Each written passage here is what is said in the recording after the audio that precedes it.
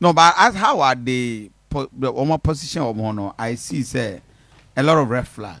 Okay. And yeah, when I neutral arbiter. Nti wo assessment no no I be fa ne sa. Me dey say bi we jam by say me beton me candidate. Edi kan me nsan fa nchia emma asi ahenefo. Asi ahenefo mo asanteman mu. Me dey nchia sonko emma mo efri yewura Alhaj Dr. Mahmoud Baumia eho de mamo anopay. Me ba ya masem yetiewa. Party no ewa akono. Yedru mra ase yi candidate a obedi party nanim. Yen party de nyame aye adom ye wanim difo bebre. Ye wa kokorodufo bebre wo party mu. Sampanyimfo yi omu nyina ye adwumaso e de aboa. Okay. Yura akompreko. Yura akompreko wasom party.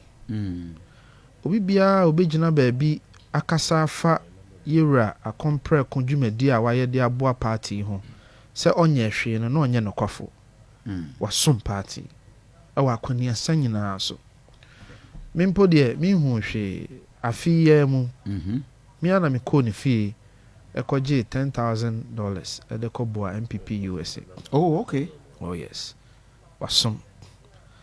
Enti I would never sit here in any $10,000. Oh yes. I see. Now the US. The ko boa NPP USA.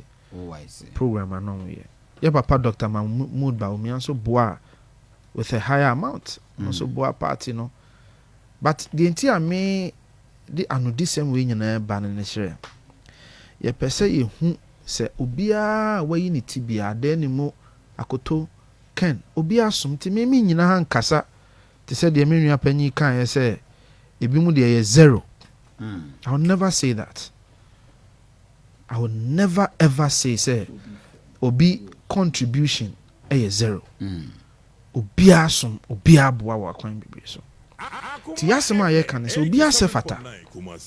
Nanso kun bia obekọ ne kandini a yesen odi anim. Na de ye kan se ekon a eda ye nim. Esa eda ye nim ye 2024 abato a ye kono kandini a ye mu bi yensusu ye ne adwene mu. Ifiri so obetimi aboa ya me edi nkonim ene yura Mahmoud Baumia. Yasema ye kan no. Enti opanyin no ansa no de na no December betu dwama Ghana for titru delegate asi ahenefo ehunu no. Osuma yi mu bia ye kasama no ayedi campaign mu tintinman. Ema ye ko Ghana babia ene omu di kan ko di nkomo. Eno akire no opanyin ni nso ene party ni mu mpanyimfo ne Ghana mpanyimfo ne party ne nkwa Ghana mpanyimfo bebre.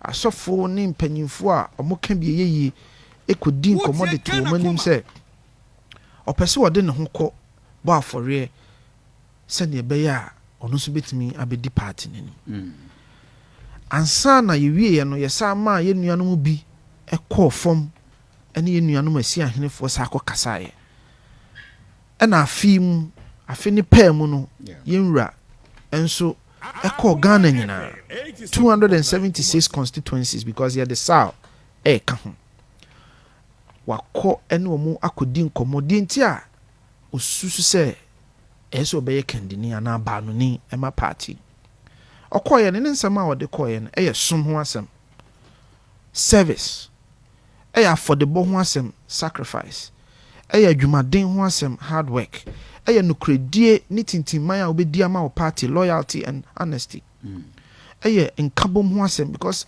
osusu se ye wie ni nyina no ese ye kan ho ye den ebom owie no de tato se weni ti ena me Mahmoud Baumia me free se me sefata se me di party nani ne nkomo de koye no bani bia anim akire na dwen akire di nti a ofree se o sefata enti ye de that is the approach ya taking adintra if you say medical culture say obia sefata obia some party no enti se ukogina baabi na ugu sebe akompre ko anim ase a de mfaso na abenya ukogina baabi na ugu yewura akoto anim ase a de mfaso na abenya ana yewura your friend is saying adenimu mfa so bi anim nemu ka de ntia nipa wudi n'achi no ofiri se osefata na oye nipa obetimi edi party n'anim nemu yen komodie yi mu no enema ba ko mienu miensa bi aba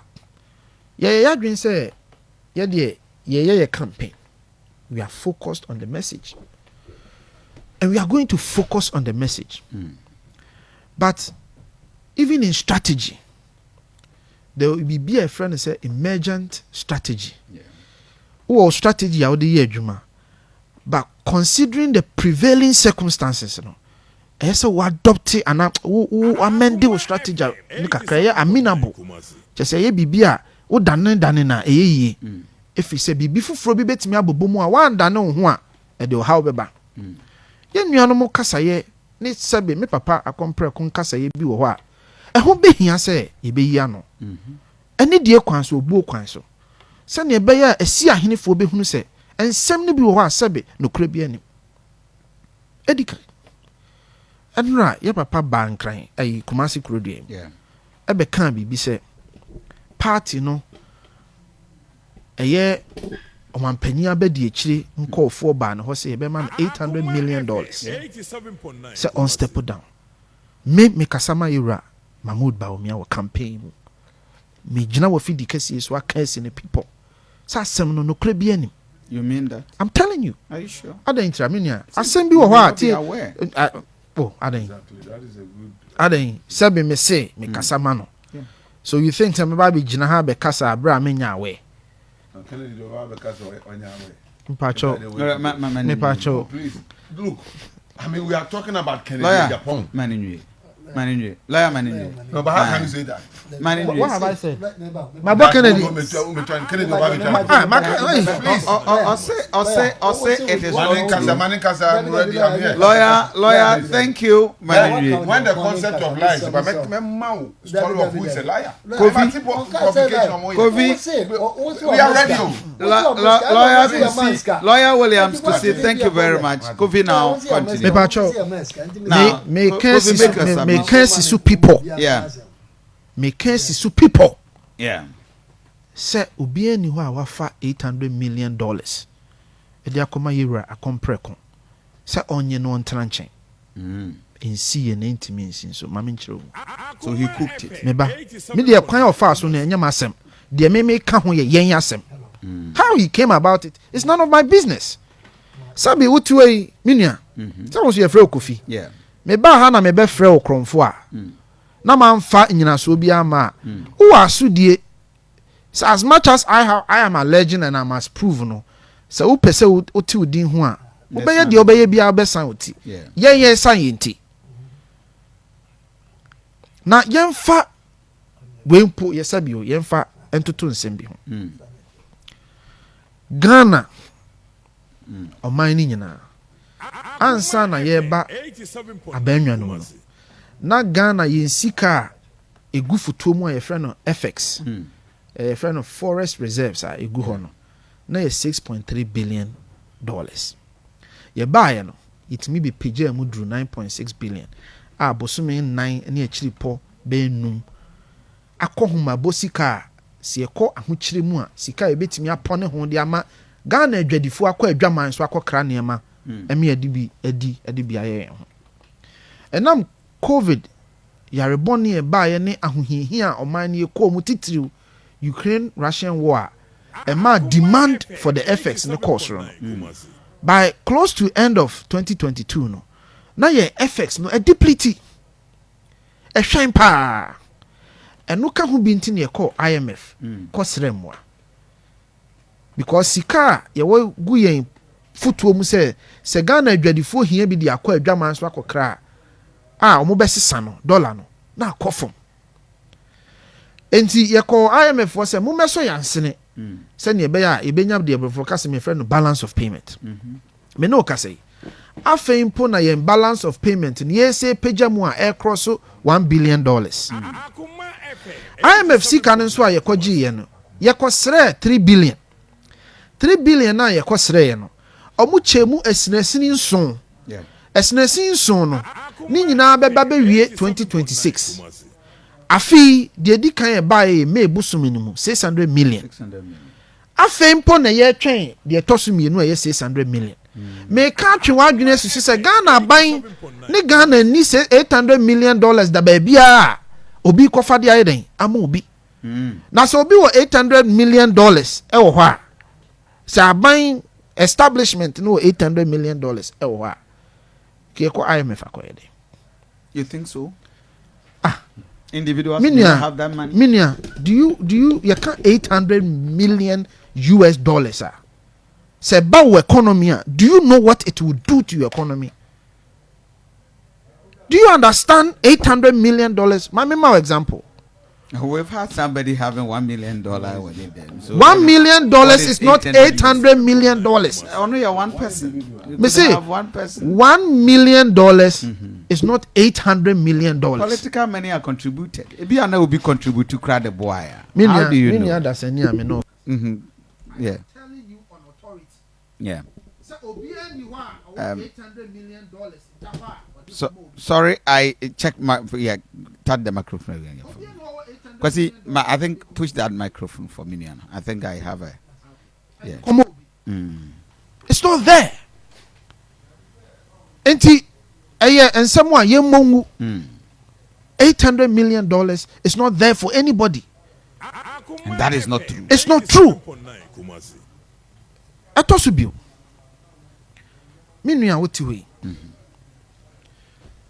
say me pe obi ama na ye me car ma me me car say na ma ba ho say Kofi me car say pe obi na omoa me na onye me car ma me wadi obi ho adanse de a kire me say opanyi akwasi oti ha yi e de oye obi a onim car ho adwuma yie pa onim car ho adwuma ye pie pa na wodi ne ho adanse na me call no ho so onye me car ma me oye car no from so ba ho na mba so minia nipa a wo ball odi ne ho adanse na adwuma ya anso mani asem ka na me ka ubie wano a na wo sopa no ka kire me say masa sa nipa no kra no onye nipa papa bia onim na adwuma adenti na me ka sa yan delegate fo asi ahenefo ene kodi na nado dankwa akufo ado ho adanse kire Ghana fo emra na Ghana fo se wo mo pekendi ni ama na bedi o manim no eye asi ahenefo ne kodi ne ho adanse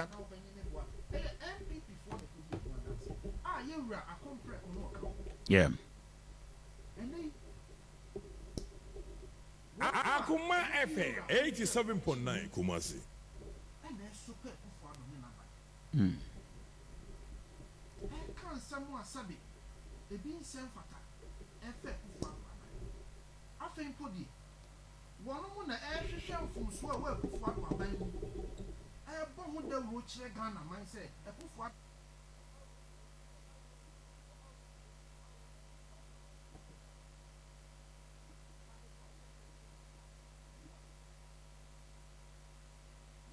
Maybe they are coming out with the reality.